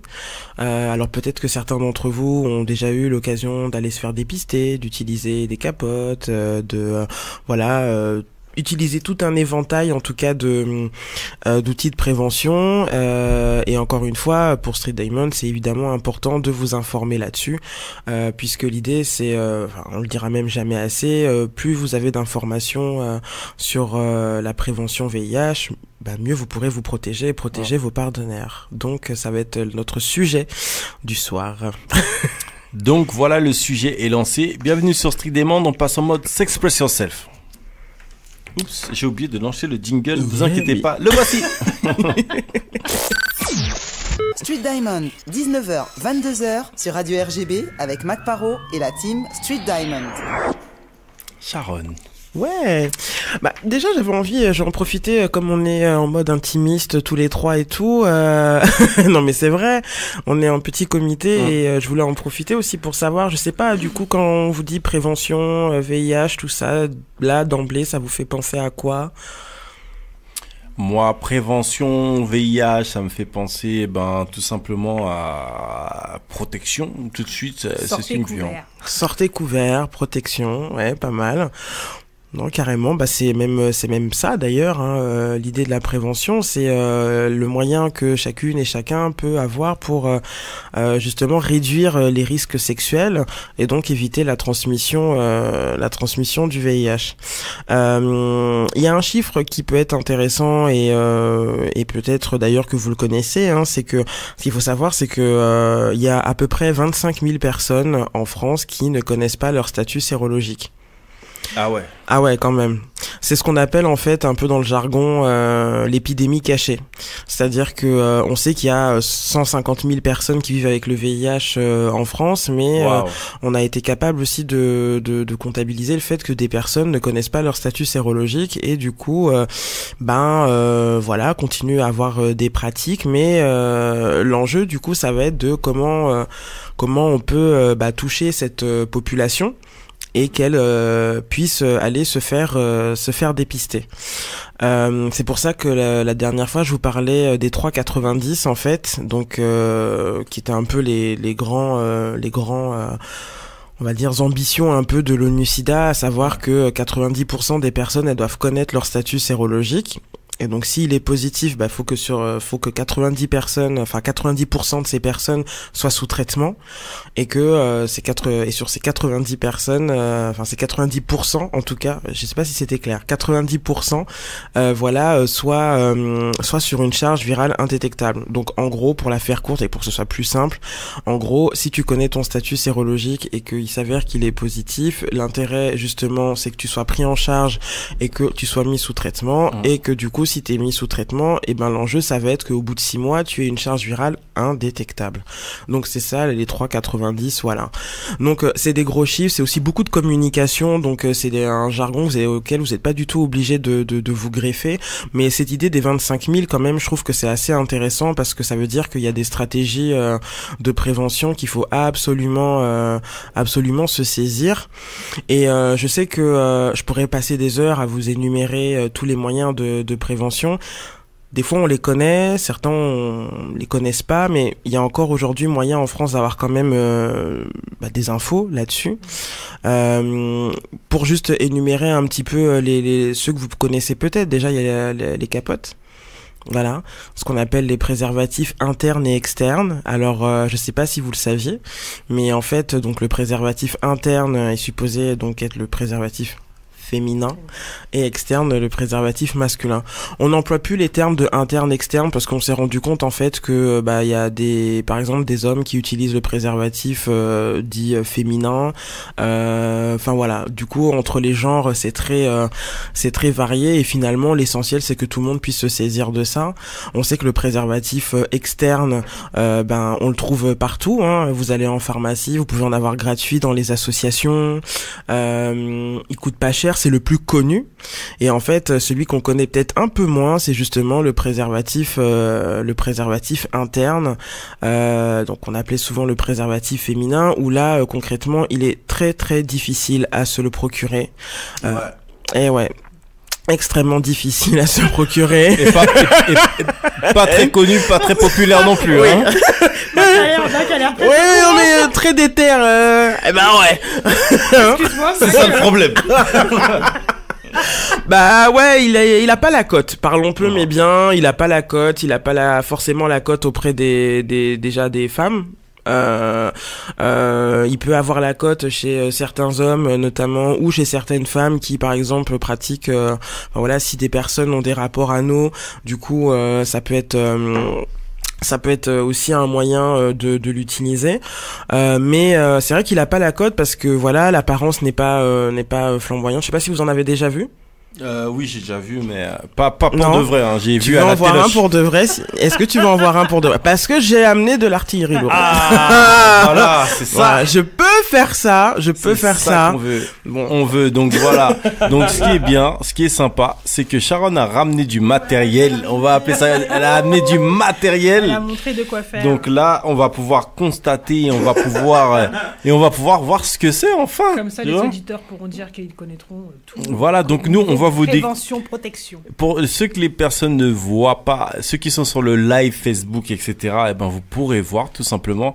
Et les personnes qui ne sont pas sur le live Facebook, vous pourrez tout simplement. On va essayer de vous décrire. On va essayer de vous décrire ça, voilà. Donc comme ça. Voilà, il voit bien, c'est ça. Ok, parfait. ok. Donc alors. On va l'ouvrir. Voilà. Tu fais ça bien, hein? Ouais. En mode speakerine. Voilà, et regardez comment il est. Ok. Donc déjà, mets-le bien devant la caméra pour que les gens puissent bien le voir. Voilà, là ils le voient bien. Et justement, tu te dis c'est externe. Voilà, donc ça c'est l'anneau externe. Ça c'est l'anneau interne qui va en fait, dans le vagin. Et ça en fait, ça va épouser donc les parois du vagin ou de l'anus. Voilà. Donc généralement, il faut vraiment former un 8 pour l'insérer. Pour l'insérer. Et en fait, donc il faut vraiment le pousser avec. Mais là, il faut le pousser avec les doigts, quoi. Hein, faut y aller. Faut aller. Et en fait, à la fin, il faut que ça, du coup, ça soit devant l'entrée du vagin ou de l'anus. Donc voilà. Ok. Pas sexy, mais. Mais en tout cas, ça fonctionne bien. Ça fonctionne bien, et puis c'est surtout qu'il est très bien lubrifié, et on peut le mettre plusieurs heures à l'avance. Donc, ah ouais, carrément. Ah oui. On peut le mettre plusieurs heures à l'avance, donc... Non, mais ça, c'est lourd, c'est dit, tu rigoles. À chaque fois, tu sais que en tant que... Si tu sais que t'as prévu quelque chose... Bah, voilà. Attends, en général, les gens... Tu te prépares psychologiquement et physiquement. Nous, les hommes, en général, on essaie d'être chargés, mais tu sais qu'un oubli peut vite arriver. Mais moi, je trouve que c'est plutôt pas mal parce que tu sais que, bon, même si rien ne se passe, tu l'enlèves. Tu vois ce que je veux dire, dans le pire des cas. Mais je trouve que, bon, c'est pas mal. Après, c'est vrai que c'est pas sexy, c'est pas le truc glamourous, quoi. Tu vois ce que je veux dire? Non, et puis c'est vrai qu'il a pas forcément la cote aussi parce que bon, il coûte cher, hein, faut aussi dire les choses comme elles sont. En pharmacie, il peut coûter plus de 10 euros. Un seul? Ah non, alors ça va être des lots, hein. Il peut y avoir des lots, mais en fait même dans les associations, moi pour être dans une asso aussi, voilà, c'est pas forcément le préservatif qui a le plus la cote. Peut-être autre outil de prévention, peut-être que vous connaissez, alors peut-être un peu moins. Vous avez déjà entendu parler du TPE? Ça me dit rien comme ça. Moi non plus. Ça vous dit rien? Le traitement post-exposition? Ah yes, ok. Ouais. Donc pareil, traitement post-exposition. Donc ça c'est généralement quand vous vous retrouvez un peu dans une situation un peu mystique. Attends, je te pull up Sharon, je viens de tomber sur le préservatif féminin, le prix 8,70 pour 3, mais vraiment. Ouais, non mais c'est là où Pardon. Mais c'est excessivement cher et puis du coup ça te pose aussi la question de l'accessibilité aussi de ce genre d'outils. C'est Carrément. Que du coup en termes de moyens, pour plein de personnes, ça reste aussi très compliqué quand tu sais qu'un préservatif externe, tu peux le trouver gratos et à des prix vraiment modiques. Donc du coup c'est questionnant et forcément ça apporte aussi un peu atteinte aussi à la santé sexuelle, aux droits sexuels aussi des meufs, par exemple, si on prend le cas des meufs, où voilà, ça fait un truc aussi assez cher à acheter et voilà. Mais bon, toujours est-il que dans certaines assos vous pouvez en trouver, mais je vous avoue que c'est assez galère. C'est assez galère. Autre outil de prévention qu'on connaît très peu, donc je disais il y a le TPE, donc le traitement post-exposition. Alors ça c'est généralement dans une situation un peu compliquée, c'est-à-dire qu'il y a eu une rupture de préservatif, où il y a eu une coupure, je sais pas, avec une seringue souillée, il y a eu un contact sang à sang, voilà. Bon, la situation fait que vous connaissez pas la personne, voilà, ou vous vous êtes coupé, bref. Vous sentez que c'est une situation qui vous met dans l'inconfort. Faut pas se poser de questions. Vous pouvez aller à l'hôpital. Vraiment, aller à l'hôpital et donc vous expliquer votre situation et donc vous pouvez bénéficier d'un traitement d'un traitement VIH en fait, un antirétroviral que vous allez prendre en fait pendant un mois et c'est ce qui va vous permettre de de ne pas être infecté au VIH. Alors je vous cache pas que ça a aussi des effets secondaires assez oui, c'est pas la fête hein. Après ça dépend des métabolismes de chacun et de chacune, mais c'est vrai que généralement il peut y avoir des effets secondaires pas très cool, des diarrhées, des trucs voilà. Mais c'est pendant un mois, c'est aussi pour éviter l'entrée du virus et vous êtes hyper suivi justement pendant ce mois. Donc voilà, ça il faut le savoir parce qu'il y a des assos qui sont vraiment battus pour rendre visible en fait cet outil-là et qui existait depuis très longtemps dans les hôpitaux mais qui était pas connu en tout cas du grand public. Okay.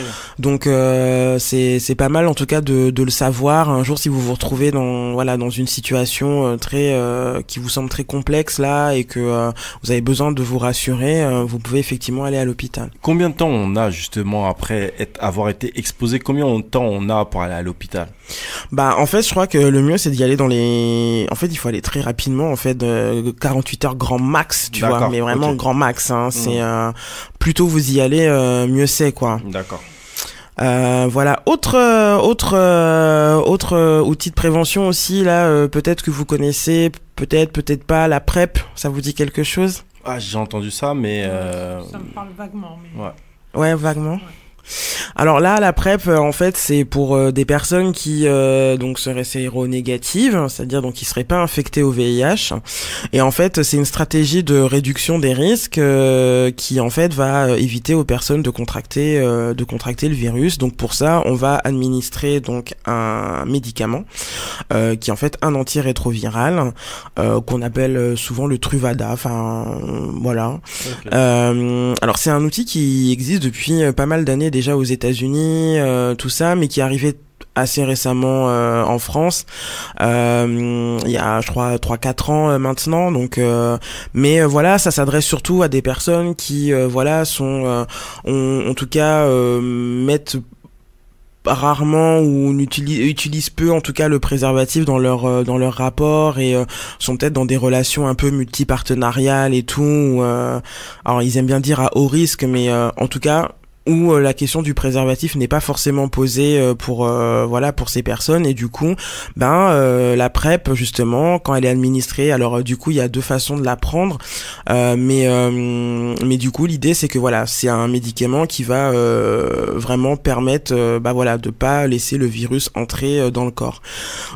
Donc c'est assez révolutionnaire en fait, on s'en rend pas compte comme ça, mais donc ça marche très bien notamment chez un public HSH, donc des hommes ayant des rapports sexuels avec des hommes. C'est d'ailleurs sur ce public que une enquête a été menée, l'enquête Hypergay, pour voir si ça pouvait fonctionner.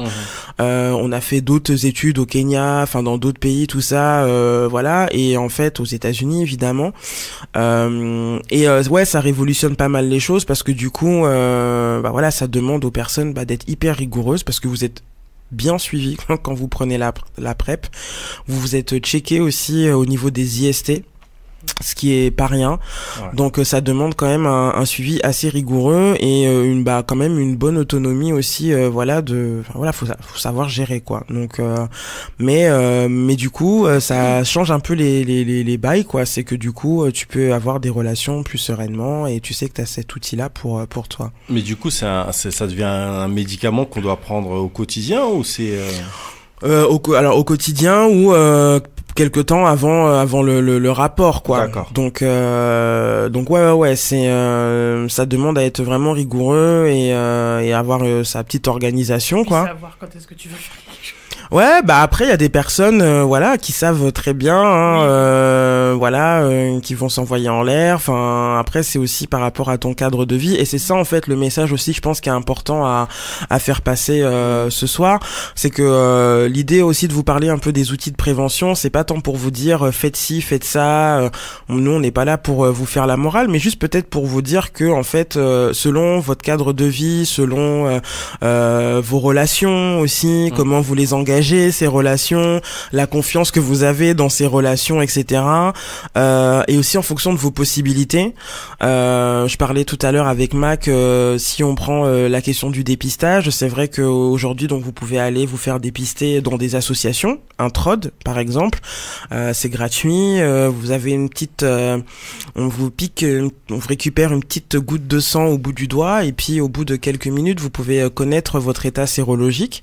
Mais par exemple les autotests qui sont en pharmacie, c'est des outils qui peuvent coûter jusqu'à 30 €. Donc l'avantage c'est que vous êtes autonome, vous pouvez faire le test tout seul, mais c'est vrai que la question du moyen et des thunes est sérieuse quoi, parce que ça coûte assez cher et que faut être conscient aussi que du coup la prévention c'est aussi en fonction aussi de vos possibilités aussi, et c'est pour ça que il y a pas de jugement là-dessus, c'est vous faites en fonction de vous, de vos envies et puis des relations, parce que toutes les relations ne se ressemblent pas, on n'a pas tous des relations exclusives, on a des fois des relations polyamour, mais enfin avec plusieurs partenaires, etc. Donc le plus difficile en fait, moi c'était surtout des conseils que j'avais surtout envie de donner. C'est le plus difficile aussi, c'est c'est jamais évident de négocier de toute façon des outils de prévention. C'est jamais facile de négocier un préservatif, c'est jamais évident de parler de dépistage à son partenaire.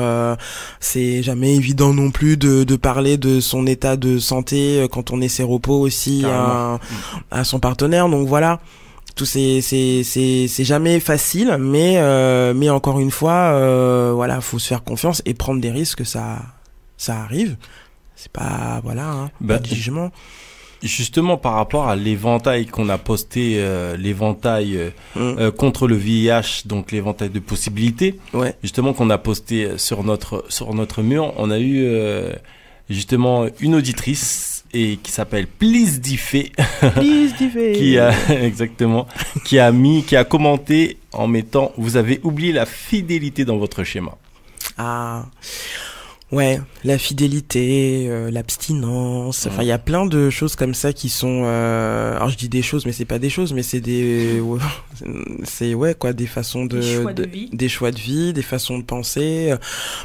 Après, c'est vrai qu'on a proposé cet éventail, on est sur quelque chose de un peu, on va dire, de santé. Donc c'est vrai qu'on a été un peu pragmatique et on vous a notamment proposé l'éventail qui a été créé par Ed, parce que ça vous donne une idée concrète de ce à quoi vous pouvez avoir accès aujourd'hui en France, tout ça.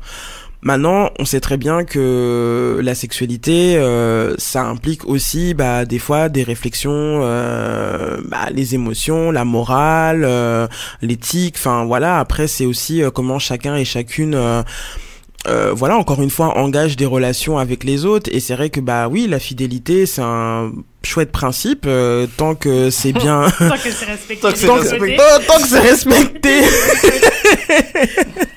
C'est clair. Tant que c'est respecté et que c'est vraiment bien calé avec ton partenaire ou ta partenaire, bien sûr. Le tout, c'est que après, si jamais il se passe des trucs un peu de la bancalité à côté, au moins tu sais qu'il y a des possibilités quand même de te protéger et de protéger tes partenaires.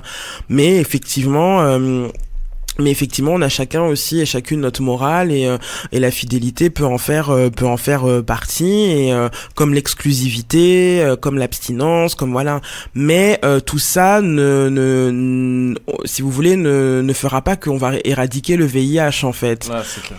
Enfin, on peut avoir tous ces principes-là, mais voilà, l'idée de l'éventail, c'était plus, quelle que soit en fait ta situation, que tu sois dans des plans suspects, un peu en mode, je vais voir à droite, je vais voir à gauche, tu vois, ou que tu sois dans un truc exclusif, peu importe, c'est au moins tu sais qu'il existe ces outils de prévention, et le réflexe, c'est que quand tu as le sentiment ou en tout cas tu sais que t'es dans une phase où voilà t'as peut-être pris un risque, c'est-à-dire que voilà t'as eu un rapport non protégé, tout ça, c'est d'avoir les bons réflexes en fait, et dans l'idéal effectivement c'est de se faire dépister, et que il y a plein de façons de le faire, et puis de continuer à utiliser des outils de prévention, voilà.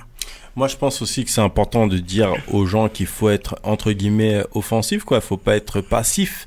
C'est-à-dire que là, il y a différents outils qui ont été proposés ce soir. Il y a différentes méthodes et il s'agit pas de faire la leçon ou autre. C'est-à-dire que si on a de multiples partenaires et que même si, voilà, on est dans une relation, on va dire fixe, où on a madame ou monsieur ou voilà, et qu'on est dans une situation comme ça, mais à côté on fait des virgules, n'est-ce pas? Et au moins être responsable, se responsabiliser en disant ok, je me protège parce que je porte, et en même temps je protège surtout mes partenaires, quoi. Et je pense que c'est aussi important d'avoir ce point de vue. Ouais, complètement. Mais après, en toute conscience aussi, je sais que c'est pas évident. Parler de prévention, si tu veux, c'est aussi parler de tes propres pratiques. Tu vois, c'est aussi aller sur un terrain où là c'est toi et ton rapport à la sexualité, c'est qu'est-ce que tu fais, c'est comment tu pratiques ta sexualité, et c'est aussi c'est aussi tes représentations, enfin voilà, parler de prévention, c'est là on touche à un point très intime, très sensible aussi de ta vie, quoi. Donc après c'est voilà, c'est jamais évident, mais la santé en fait c'est aussi exactement ce que nous disait Ron Bryce tout à l'heure. Enfin, quand il parlait justement je trouve le fait d'être en bonne santé, etc. Ben voilà, faut se dire aussi que pour être en bonne santé, ben la sexualité, il y a aussi une santé qui existe à ce niveau-là, et que on est toujours mieux quand on est informé de toute façon de ce qui va ou de ce qui ne va pas d'ailleurs dans notre corps, quoi. Carrément. Et Sharon, ben justement, quel serait le mot de la fin, tout simplement? Le mot de la fin, eh bien, écoutez, déjà, moi, je tenais à dire que j'étais très contente qu'on ait pu faire 2 sessions de S'Express Yourself sur le VIH.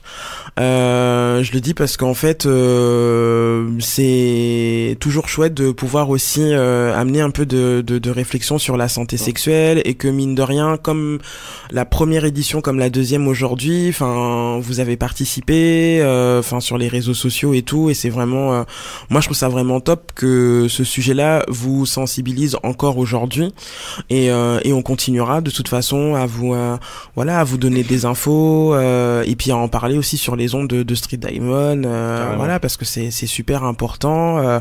C'est des sujets qui touchent évidemment tout le monde, mais qui touchent aussi nos communautés ici à Paris, mais aussi dans les Caraïbes, en Afrique, tout ça.